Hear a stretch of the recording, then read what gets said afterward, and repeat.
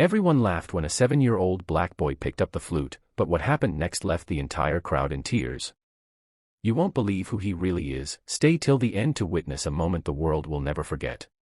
The city's biggest music festival was in full swing, with performers from around the world showing off their talents. Families had gathered under the bright sun, children holding ice creams, and volunteers handing out programs. The open-air stage buzzed with excitement as local musicians entertained the crowd. Among them was a famous flautist, Gregory Lane, known for his precision and pride. He was set to perform a solo piece that afternoon. As he walked to the back of the stage for a break, he noticed a small boy holding a silver flute. The boy was only about 7, with dark skin, curly hair, and a quiet presence. He stood near the side, barefoot, holding the flute as if it were treasure. Gregory raised an eyebrow and chuckled mockingly, not realizing who this boy really was. Gregory leaned over and said sarcastically, "So, you play that thing or just carry it for style?" A few nearby musicians laughed nervously, sensing the tension. The little boy looked up with innocent eyes and softly replied, "I love the sound it makes." Gregory smirked and said, "How cute. Maybe try it for fun, show us what you've got." The crowd nearby began to take notice as the exchange grew louder. The boy's small hands trembled, but he nodded and stepped toward the microphone. A few people murmured, unsure if this was a prank or performance. Gregory folded his arms, expecting a squeaky, childish attempt. No one expected anything remarkable. But the moment the boy raised the flute to his lips, everything changed. The first note floated through the air like a warm breeze, soft yet powerful. It was clear, emotional, and filled with grace. The crowd, once distracted, fell into a sudden hush. The boy closed his eyes, lost in the music, his fingers moving effortlessly over the keys. He played a melody none had heard before, as if the flute was an extension of his soul. People in the front row leaned in, completely entranced. Gregory's smirk slowly faded as his eyes widened in disbelief. The other musicians exchanged glances, stunned by the boy's control and artistry. The boy didn't miss a beat, his tones rising and falling like waves. What started as a joke was now turning into a moment no one could forget. By the time the boy finished his impromptu solo, there was a moment of silence. Then, the crowd erupted into applause, cheering, whistling, some even standing to clap. Strangers looked at each other, some with tears in their eyes, asking, "Who is this kid?" Gregory, who had mocked him only minutes earlier, stood frozen. A nearby reporter grabbed his camera and began recording, sensing this was a viral moment. A woman in the crowd shouted, "Encore," and others began chanting, "Play again. Play again." The boy stepped back shyly, overwhelmed by the attention. A stage manager approached with wide eyes and whispered, would you like to play with the orchestra?" And in that instant, everything changed for the boy. The conductor of the local youth orchestra heard the performance from backstage and rushed forward.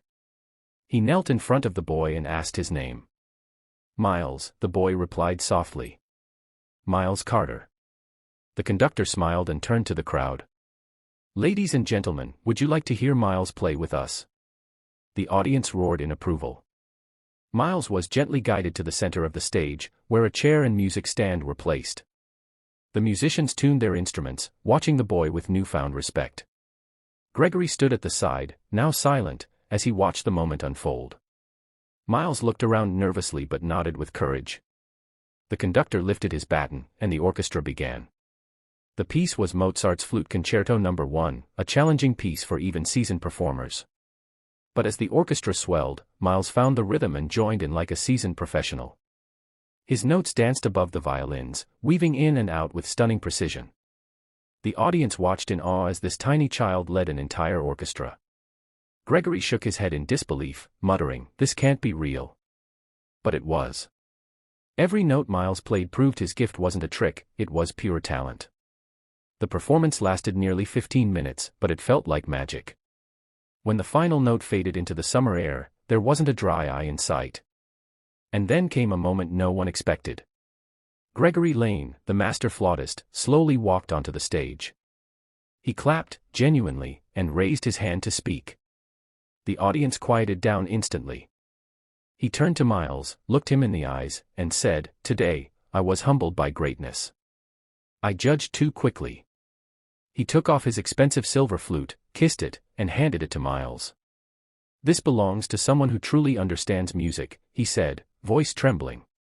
The crowd gasped, and then erupted into even louder applause. Miles looked at the flute in awe, tears in his eyes. He hugged Gregory, who knelt down and whispered, "Never stop playing, son. You have a gift the world needs."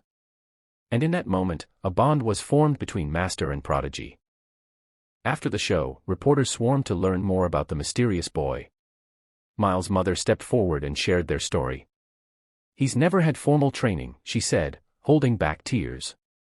"He taught himself by watching YouTube videos and listening to music." They lived in a small apartment and barely made ends meet. Miles had found a broken flute in a thrift store and taught himself to fix it. Every day, he practiced by ear, mimicking classical pieces he heard online. His natural ear for music had always amazed her, but this was beyond anything she imagined. The world now wanted to know, who is Miles Carter, and where did this gift come from? Within 24 hours, the video of Miles' performance went viral. News outlets called him the flute prodigy. Offers for music scholarships poured in from top academies. Celebrities tweeted about him, and music schools across the country invited him to perform. Gregory Lane personally offered to mentor Miles and fund his education. Music companies sent new instruments, and even the mayor of the city invited him to perform at a gala. But through it all, Miles stayed grounded. He still practiced in the small living room of their apartment. And every time he picked up the flute, he remembered the day he was laughed at, and how he turned it into applause. A legacy begins. Years later, Miles Carter would stand on that same stage as a renowned flautist. He would tell the story of the day someone laughed at him, and how it changed his life. Schools would invite him to inspire kids, especially those told they couldn't achieve greatness. Gregory Lane, now retired, would proudly attend every one of Miles' major concerts. The boy who once held a flute with trembling hands had now become a legend. Not because of where he came from, but because he never gave up on what he loved. And whenever anyone asked how it all began, he'd smile and say, with one note, and one man's doubt. And so, the music played on.